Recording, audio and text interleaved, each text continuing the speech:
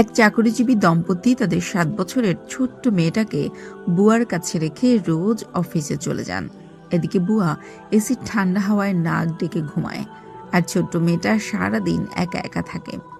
একদিন সকালে ছোট্ট মেয়েটা তার মায়ের আঁচল ধরে বলল, আম্মু, সারাদিন আমার একা থাকতে ভালো লাগে না, তুমি আজ আমার সাথে থাকো না প্লিজ।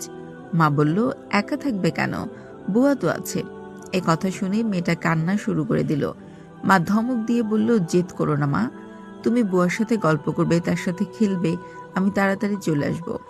এমন করেই চলতে থাকলো। রাতে অফিস শেষে স্বামী স্ত্রী যখন বাসা ফেরেন, তখন ছোট্ট মেয়েটা ঘুমিয়ে থাকে। এদিকে তারও ক্লান্ত শরীর, খেয়ে দিয়ে ঘুমিয়ে পড়েন। এমনি করে চলতে থাকলো কয়েক বছর।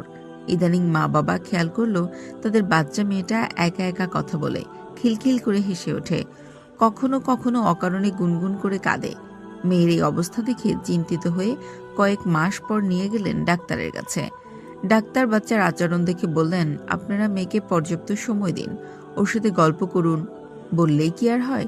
ব্যস্ত মানুষের কাছে সময় তো আর সস্তা নয়। স্বামী স্ত্রী কেউ চাকরি ছাড়তে নারাজ। এ নিয়ে একজন অপরজনের সাথে মনোমালিন্য চলতে থাকলো।